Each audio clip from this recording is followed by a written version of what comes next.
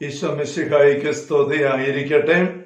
ഈശ്വരേറ്റ സ്നേഹിക്കപ്പെട്ട സഹോദരരെ, ആഭ്യന്തര ആത്മീയതയുടെ 132ാമത്തെ സെഷനിലേക്കാണല്ലോ നമ്മൾ വന്നിരിക്കുന്നത്. 4-ാം സദനത്തെക്കുറിച്ചുള്ള 53ാമത്തെ വിചിന്തനവും ഹല്ലേലൂയ ഹല്ലേലൂയ. 4-ാം സദനത്തെക്കുറിച്ചുള്ള 3-ാമത്തെ അധ്യായത്തിന്റെ 9ാമത്തെ ഖണ്ഡികയിലാണല്ലോ നമ്മൾ കഴിഞ്ഞ ദിവസം നിർത്തിയത്. ആനന്ദ അനുഭൂതിയുടെ പ്രാർത്ഥനയിലേക്ക് ഒരു വ്യക്തി തൻ്റെ ആത്മീയ യാത്രയിൽ കടന്നു വരുമ്പോൾ, അനുഗ്രഹം പ്രാപിക്കാൻ ദൈവം അവസരം തരുമ്പോൾ, ആ വ്യക്തിയിൽ ചില ഫലങ്ങൾ പ്രത്യക്ഷപ്പെടും, ചില അടയാളങ്ങൾ വ്യക്തമാകും എന്ന് അമ്മ ത്രേസ്യ പറയുകയാണ്. ഇത് വളരെ പ്രായോഗികമായ വ്യക്തത നൽകുന്ന ഒരു വിശദീകരണമാണ് അമ്മ ത്രേസ്യ ഇവിടെ നൽകുന്നത്. ഫലത്തിൽ നിന്ന് വൃക്ഷത്തെ അറിയണമെന്ന് ഈശോ പറയും. നമുക്കറിയാം, ഏറ്റവും ഉറപ്പുള്ള അടയാളം ഒരു വൃക്ഷത്തിന്റെ അതിന്റെ ഫലം നോക്കുക എന്നുള്ളതാണ്. ഒരു വ്യക്തിയുടെ ജീവിതത്തിന്റെ ആത്മീയ വളർച്ചയുടെ പാകതയുടെ ഏറ്റവും ഉറപ്പുള്ള അടയാളം ആ വ്യക്തിയുടെ ജീവിതത്തിലെ ആത്മീയ ഫലങ്ങൾ ശ്രദ്ധിക്കുക എന്നുള്ളതാണ്. അപ്പൊ ഈ ഒരു ആത്മീയ ആനന്ദ അനുഭൂതിയുടെ ആത്മീയ തലത്തിലേക്ക് കടന്നു വരുന്നൊരു വ്യക്തിയിലുണ്ടാകുന്ന ഫലങ്ങള് ഒന്നാമത്തെ ദിവസം 1-2 ദിവസം പറയുകയുണ്ടായി. ഒന്ന്, ആത്മാവിന് വലിയൊരു വികാസം ഉണ്ടായിട്ട്, ഒരു നിറവുണ്ടായിട്ടൊരു വിശാലതയുടെ അനുഭവം ഉണ്ടാകുന്നു. ഉള്ളു വികസിച്ച് അയവുള്ള ഒരു സാധനങ്ങൾ ഉണ്ടാക്കിയ ഒരു പാത്രം വെള്ളം നിറയും തോറും വികസിച്ച് വരുന്ന പോലെ, ഒരു ബലൂണിനകത്തോട്ട് വായു കയറും തോറും ബലൂൺ വികസിച്ച് വരുന്ന പോലെ ആത്മാവിന് വികാസം ഉണ്ടാകുന്നു എന്നൊരു അനുഭവം മദ്രസ പറഞ്ഞു. രണ്ടാമത്തേത്, ദൈവ ശുശ്രൂഷ സംബന്ധിച്ച കാര്യങ്ങളില് മുൻപുടനെ സങ്കോചമെല്ലാം നീങ്ങി നല്ല സ്വാതന്ത്ര്യ ഹൃദയ വിശാലതയെ സിദ്ധിക്കുന്നു എന്ന് പറഞ്ഞിരിക്കുകയാണ്. ശുശ്രൂഷ മേഖലയിൽ ശങ്കയൊന്നുമില്ല, നല്ല സ്വാതന്ത്ര്യത്തോടെ ഫ്രീ ആയിട്ട് ഇറങ്ങി നിർവഹിക്കാനായിട്ടുള്ള അവസ്ഥ ഉണ്ടാകുന്നു എന്നുള്ളതാണ്. മൂന്നാമത്തെ നമ്മൾ സൂചിപ്പിച്ചതാണ്, നരകഭീതി ആത്മാവിനെ പീഡിപ്പിക്കുകയില്ല. നരകത്തെക്കുറിച്ചുള്ള ശങ്കയില്ല. രക്ഷിക്കപ്പെട്ട വ്യക്തിയാണ് ഞാൻ എന്നൊരു വ്യക്തത. ഞാൻ നരകത്തിൽ പോകില്ല. നരകത്തെക്കുറിച്ച് ഭീതിയില്ല എന്ന് പറയുമ്പോൾ തന്നെ സാത്താനെ കുറിച്ചും ഭീതിയില്ല എന്നും അവിടെ അർത്ഥമാകുന്നത് നമ്മൾ തിരിച്ചറിയണം. പിശാചുക്കള്, അശുദ്ധാരൂപികള്, ദുരാത്മാക്കള്, സാത്താന്, അവന്റെ ഉപദ്രവങ്ങള്, പീഡകൾ, ഇതൊന്നും പേടിപ്പിക്കുകയല്ല.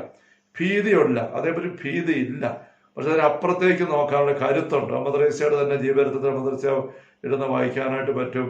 ഏതെങ്കിലും പ്രത്യേക സാഹചര്യത്തില് സാത്താന്റെ സാന്നിധ്യമാണ്, കെണിയാണ്, പ്രവർത്തനമാണെന്ന് അമ്മ ത്രേസ്യക്ക് തിരിച്ചറിയാനായിട്ട് ഇടവന്നു കഴിയുമ്പോൾ അമ്മ ത്രേസ്യ അപ്പോഴേ ഒരു അവരോട്, പിശാചനോടൊരു പുഞ്ചിരിയോടെ അമ്മ ത്രേസ്യ പറയും, അപ്പൊ നീയാണല്ലേ, അത് ശരി, ഇതിന്റെ കാര്യം ഞാൻ നോക്കിക്കോളാം, നീയാണല്ലേ ഇതിന്റെ പുറകില്, എനിക്ക് മനസ്സിലായി, അപ്പൊ നിന്നെ ഞാൻ കൈകാര്യം ചെയ്തോളാം എന്ന് പറയുന്ന ഒരു ആത്മവിശ്വാസം ഇത്ര ഉള്ളെന്നുള്ളൊരു വ്യക്തത അമ്മ ത്രേസ്യക്ക് ഉണ്ടായിരുന്നു. അത് തന്നെ പറയുന്നത്, നരകഭീതി, സാത്താനിക ഭയം ഇല്ല. കാരണം ഉള്ളിലുള്ളവൻ പുറമേ ഉള്ളവനേക്കാൾ വലിയവനാണ്. ഉള്ളിലുള്ളത് ആരാന്നുള്ള അനുഭവമാണല്ലോ നമുക്ക് ഇവിടെ തെളിഞ്ഞു വരുന്നത്. അപ്പൊ ഇങ്ങനത്തെ ഒരു വശം അവിടെ വ്യക്തമാകും. നരകത്തെക്കുറിച്ചോ നരകീയ ശക്തികളെ കുറിച്ചുള്ള ഭയവും കലക്കവും ആകൃതി ഉൾക്കണ്ട എല്ലാം വിട്ടുപോകുന്നു. വീണ്ടും 4-ാമത്തെ കാര്യം, വെറും ദാസോപമമായ ദൈവഭയവും തിരോഭമിക്കും. ദൈവത്തോട് ഒരു വലിയൊരു ദാസ രീതിയിലുള്ള ഒരു ഭയം അതങ്ങ് മാറും. ഒരു സ്വാതന്ത്ര്യം അനുഭവപ്പെടും. ഈശോ തന്നെ അന്ത്യത്താഴവേള അപ്പസ്തലന്മാർ പറയുന്നത്, ഇനി ഞാൻ നിങ്ങളെ ദാസരെന്ന് വിളിക്കില്ല, സ്നേഹിതരെന്ന് വിളിക്കും. ഞാൻ എല്ലാ കാര്യവും നിങ്ങൾക്ക് പറഞ്ഞു വന്നു, പിതാവിൽ നിന്ന് കേട്ടതല്ല. അവിടെ ഇനി നിങ്ങൾ എന്റെ സ്നേഹിതരാണ്. എല്ലാ കാര്യവും നിങ്ങളോട് ഞാൻ പങ്കുവച്ചിരിക്കുന്നു. അപ്പൊ നിങ്ങളെ ഞാൻ താഴെയല്ല, ഒപ്പമാണ് കാണുന്നത്. അങ്ങനത്തെ ഒരു ദൈവത്തിന്റെ സ്വന്തം മക്കളാണ് നമ്മൾ, മകളാണ്, മകനാണ് ഞാൻ. അവിടെ നിന്ന് എൻ്റെ പിതാവാണ്. അതിൻ്റെതായ ഒരു സ്വാതന്ത്ര്യം. ഒരപ്പന്റെ പക്കല് മക്കൾക്ക് ഭയമല്ല ഉണ്ടാകുന്നത്. അപ്പന്റെ പക്കലേക്ക് ചെല്ലുമ്പോൾ ഒരു ദാസനാണ് ഞാൻ, ദാസിയാണ് ഞാൻ എന്നുള്ള അവസ്ഥയല്ല. സുഹൃത്തുപത്രം തിരിച്ചു വരുമ്പോൾ അവന്റെ അധപതിച്ച അവസ്ഥയിൽ അവൻ ആവശ്യപ്പെടുന്നത് ഒരു ദാസനായിട്ടെങ്കിലും എന്നെ സ്വീകരിക്കണേ എന്നാണ്. പക്ഷെ ദാസനായിട്ട് സ്വന്തം മകനെ സ്വീകരിക്കാൻ അപ്പന് സാധിക്കുകയല്ല. അവിടെ എല്ലാ അവകാശമുള്ള മകനായിട്ട് ആ വീട്ടിലേക്ക് അപ്പൻ ആ ധൂർത്തപുത്രനെ അനുഭവിച്ച് വരുമ്പോൾ സ്വീകരിക്കുന്നതിലൊക്കെ അവൻ നമ്മൾ കാണുന്നത്. അപ്പൊ അതൊരു നമ്മുടെ ആത്മീയ അനുഭവമായിട്ട് മാറും. ഈശോയെ പ്രാർത്ഥിക്കുമ്പോൾ വെളിപ്പെടുന്ന വിശദാംശങ്ങൾ നമ്മൾ 2 അവസരത്തില് ഈശോയുടെ ജ്ഞാനസ്നാന അവസരത്തിലും താബോറിലെ പ്രാർത്ഥന അവസരത്തിലും നമ്മൾ കാണുന്നിടത്ത് ദൈവം പറയുന്നത് നീ എൻ്റെ പ്രിയപുത്രൻ എന്നുള്ളതാണ്. ഈശോയുടെ കൂടെ, ഈശോ ആദിജാതനാണ്, പിതാവിന്റെ യഥാർത്ഥ പുത്രനാണ്. ഈശോയുടെ കൂടെ നമുക്കെല്ലാം പുത്രസ്ഥാനം കിട്ടി, ദത്തവകാശം കിട്ടി. അവിടുത്തോടുകൂടി നമ്മളും സ്വർഗത്തിന് അവകാശികളായി, കൂട്ടവകാശികളായിട്ട് മാറിയിരിക്കുന്നു. അവിടെ ഇനി ഭയത്തിന്റെ അരൂപിയല്ല, അടിമത്തത്തിന്റെ ആത്മാവല്ല നമുക്ക് കിട്ടിയിരിക്കുന്നത്, മറിച്ച് അബ്ബ എന്ന് വിളിക്കുന്ന ആത്മാവാണ് നമുക്ക് കിട്ടിയിരിക്കുന്നത്.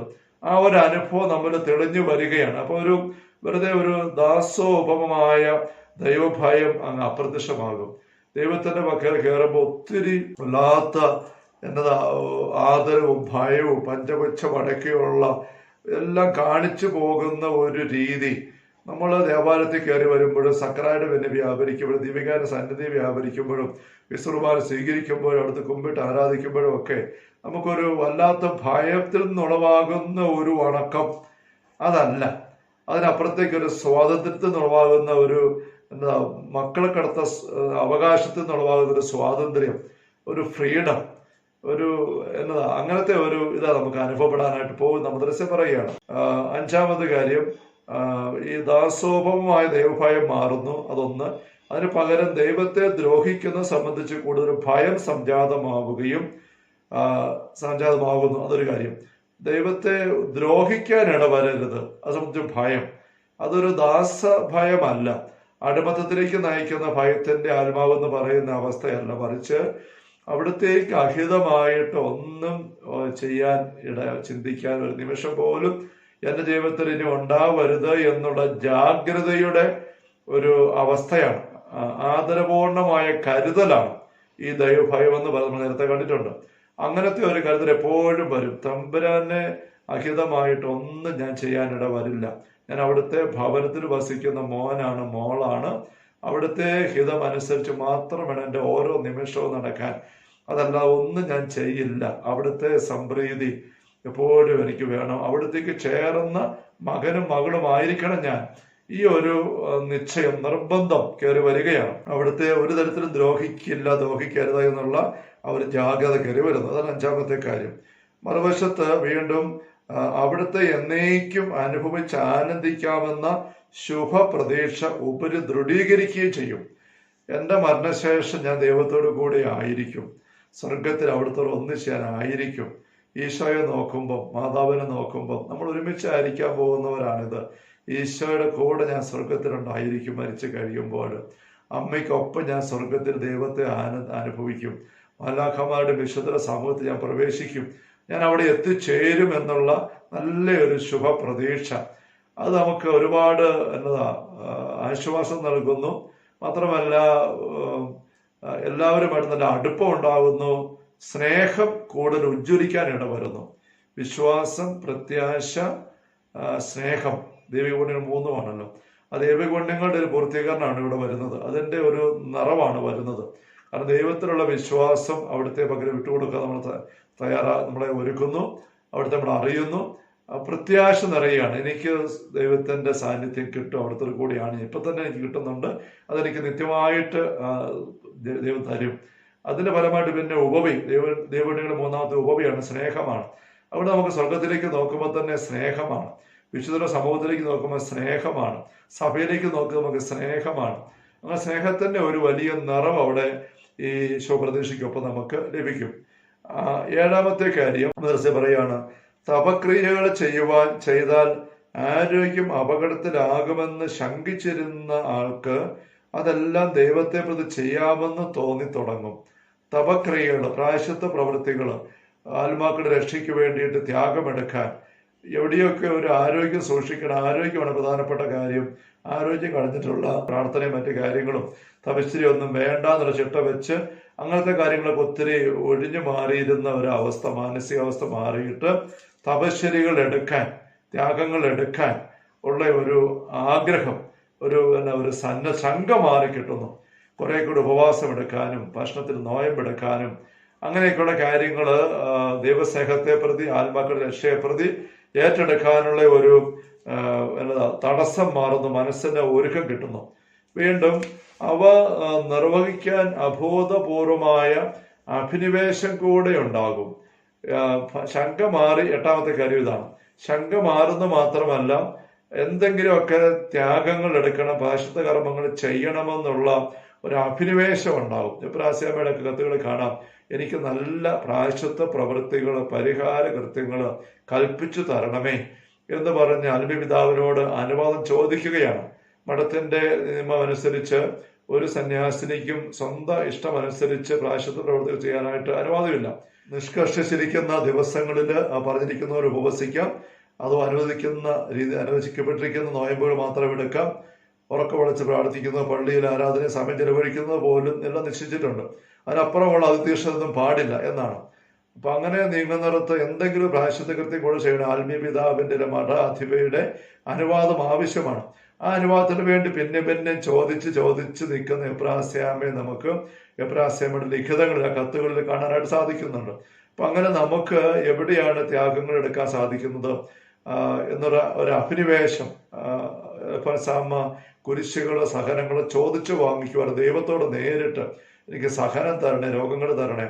അപ്പം അങ്ങനെ കുരിശുകളോടുള്ള ഒരു സ്നേഹം, സഹനങ്ങൾ കടന്നു വരുമ്പോൾ മുഖം വാടുകയല്ല, ബുദ്ധിമുട്ടുകൾ വരുമ്പോൾ ശാന്തമായിട്ട് സ്വീകരിക്കുന്നു. ഏത് മേഖലയിലാകട്ടെ, ആരോഗ്യ പ്രശ്നങ്ങൾ, രോഗങ്ങൾ വരുമ്പോൾ ഉള്ളിലൊരു അഭിനിവേശമാണ്, ഈ സഹനം ഞാൻ സ്വീകരിക്കും. അല്ലെങ്കിൽ കാലാവസ്ഥ പ്രാതികൂല്യം വരുമ്പോൾ, കറണ്ടില്ല, ചൂട് വല്ലാണ്ട്, രാത്രി ഉറക്കം കിട്ടുന്നില്ല, മറ്റുള്ള ഭാഗത്ത് ബുദ്ധിമുട്ടുണ്ടാകുന്നു. അങ്ങനെ വരുമ്പോൾ നമുക്കുള്ളിലൊരു ആവേശമാണ്, സഹനത്തിന്റെ അവസരം.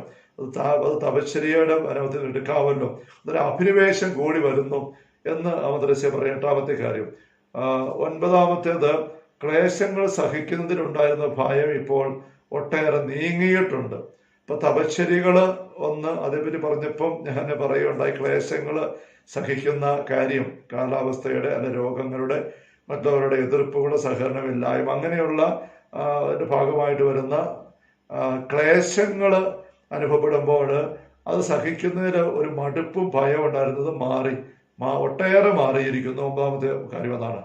പത്താമത്തേത്, ഈ ഘട്ടത്തിലെ വിശ്വാസം അത്യന്തം സജീവമാണ്. ഇതെല്ലാം മദ്രസ കണക്ട് ചെയ്താണ് പറയുന്നത്. എങ്കിൽ ഞാനിത് എണ്ണി എന്ന് ഫലങ്ങൾ, അടയാളങ്ങളെന്ന് പറയും, നമുക്ക് കുറച്ചുകൂടെ വ്യക്തത കിട്ടാൻ വേണ്ടിയിട്ടാണ്.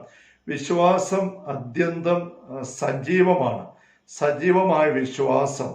ഹെബ്രായർ 11 വിശ്വാസത്തെക്കുറിച്ച് പറയുമ്പോൾ മോശ 27 വാക്യത്തിൽ പറയുന്നുണ്ട്, അദൃശ്യനായവനെ കണ്ടാൽ എന്ന പോലെ മോശ സഹിച്ചു നിന്നു ഫറവോയുടെ മുമ്പിലും മരുഭൂമിയിലൂടെ യാത്രയിലും ജനത്തിന്റെ എതിർപ്പിന്റെ ഇടയിലെല്ലാം. അദൃശ്യനായവനെ ദർശിച്ചാൽ എന്ന പോലെ സജീവമായ വിശ്വാസം, നമ്മുടെ ഉള്ളിലുള്ള ദൈവത്തിന്റെ സാന്നിധ്യം നല്ല ഉറപ്പായിട്ട് നമുക്ക് അനുഭവമാണ്, ബോധ്യപ്പെട്ടിട്ടുണ്ട്. കാണപ്പെടാത്തവ ഉണ്ട്, പ്രത്യാശിക്കുന്ന ലഭിക്കുമെന്നുള്ള ഉറപ്പും ബോധ്യം വിശ്വാസത്തിന്റെ നിർവചനം പോലെ ഹെബ്രായർ 11 1-2 വാക്യങ്ങൾ വായിക്കുന്നുണ്ടല്ലോ. അപ്പൊ അങ്ങനെ വിശ്വാസം നല്ല സജീവമായിരിക്കുന്നു. വീണ്ടും ദൈവത്തെ പ്രതി ക്ലേശങ്ങളെല്ലാം സഹിച്ചാൽ കൂടുതൽ ക്ഷമയും കൂടുതൽ സഹിക്കാനുള്ള അഭിവാഞ്ച തന്നെ അവിടെ നൽകുമെന്ന് ബോധ്യമായിട്ടുണ്ട്. ഈ ക്ലേശങ്ങളും ബുദ്ധിമുട്ടുകളും തപസ്യകളൊക്കെ നീങ്ങുമ്പോൾ തമ്പുരാൻ എന്നെ കൂടുതൽ ശക്തിപ്പെടുത്തും. അതിലേക്ക് ഇറങ്ങാനുള്ള ബോധ്യം, വ്യക്തതയും ആഗ്രഹം ദൈവം എനിക്ക് തരും. ദൈവം എൻ്റെ കൂടെ ഉണ്ടായിരിക്കും. ഒരു സുപ്രസാരം പറയുന്ന പോലെ അഗ്രിപ്പ രാജാവിന്റെ മുമ്പിൽ പ്രവർത്തന അവസാന അധ്യായങ്ങളിൽ പറയുന്നുണ്ടല്ലോ, ഇതുവരെയും ദൈവത്തിൽ നിന്നുള്ള സഹായം എനിക്കുണ്ട്, ഇനിയും അതുണ്ടായിരിക്കുന്നത് എനിക്ക് ഉറപ്പാണ്, അവിടെ എനിക്ക് ഭയമൊന്നുമില്ല. ഇപ്പൊ തമ്പുരാന്റെ സഹായം എനിക്ക് കൂടുതലായിട്ട് സഹിക്കാനും ക്ലേശങ്ങളെ അഭിമുഖീകരിക്കാനുള്ള കരുത്തുമൊക്കെ ആയിട്ട് കിട്ടും എന്നുള്ളത് നമുക്ക് ബോധ്യമായിട്ടുണ്ട്. വീണ്ടും ദൈവത്തിന് വേണ്ടി എന്തെങ്കിലും ചെയ്യാനുള്ള ഒരു അഭിരുചി ഉള്ളിൽ ഉറഞ്ഞു കിടപ്പുണ്ടല്ലോ, അത് നമ്മൾ പറയുകയാണ്. 12ാമത്തെ കാര്യം, ദൈവ മാഹാത്മ്യത്തെക്കുറിച്ചുള്ള അറിവ് വർദ്ധിക്കുന്നു. ദൈവത്തിന്റെ മാഹാത്മ്യം, മഹത്വം, നന്മ, സ്നേഹം, അങ്ങനെ ദൈവത്തെ കുറിച്ചുള്ള അറിവ് വർദ്ധിക്കുന്നു. അതൊരു കാര്യം. 12ാമത്തെ കാര്യം, അതിന് മറുവശത്തെ മദ്രസ പറയുകയാണ്, അതനുസരിച്ച് സ്വന്തം ഹീനതയും ക്രമേണ ബോധ്യമാകും. നമ്മളെ എത്ര വിശ്വസിക്കാൻ കൊള്ളുകയാണെന്നും നമ്മുടെ ബലഹീനത എന്താണെന്നും എത്ര പെട്ടെന്ന് നമ്മൾ തീരുമാനങ്ങൾ തെറ്റിട്ട് മാറിപ്പോകുന്നൊക്കെയുള്ള വ്യക്തത അവിടെ ഉറപ്പായിട്ട് വരും. സ്വയ അവബോധം, ദൈവ അവബോധം, ഈ മേഖലയിൽ നല്ല വ്യക്തതയും കരുത്തും കിട്ടുന്നു. നേരത്തെ പറഞ്ഞിട്ടുണ്ട്, സ്വയ അവബോധത്തിന്റെ സദനത്തിൽ നിരന്തരം വസിക്കണം. അത് നമ്മളെ സഹായിക്കുന്ന ദൈവ അവബോധം വർദ്ധിപ്പിച്ചെടുക്കുക എന്നുള്ളത്. അപ്പൊ ആ മേഖലയിൽ വലിയ പുരോഗതി ഉണ്ടാകുന്ന മദ്രസ പറയുകയാണ്. അപ്പൊ നമ്മളങ്ങനെ 12, 13 കാര്യങ്ങൾ കാണുകയുണ്ടായി. ബാക്കി ഏതാനും എണ്ണം കൂടെ മദ്രസ പറയും, നമുക്ക് അടുത്ത സെഷനിൽ കാണാം. Hallelujah, hallelujah, hallelujah. കർത്താവേ മിശിഹായുടെ സമൃദ്ധമായ കൃപയും അനുഗ്രഹങ്ങളും പിതാവായ ദൈവത്തിന്റെ അവർണ്ണനീയമായ സ്നേഹവും പരിശുദ്ധാത്മാവായ ദൈവത്തിന്റെ നിരന്തരമായ സഹവാസവും നമ്മെല്ലാവരുടെയും കൂടെ, നമ്മളെല്ലാ ആത്മീയ പരിസരങ്ങളുടെ കൂടെ ഉണ്ടായിരിക്കട്ടെ, ഇപ്പോഴും എപ്പോഴും എന്നേക്കും. ആമേൻ. ഈശോ മിശിഹായ്ക്ക് സ്തുതിയായിരിക്കട്ടെ.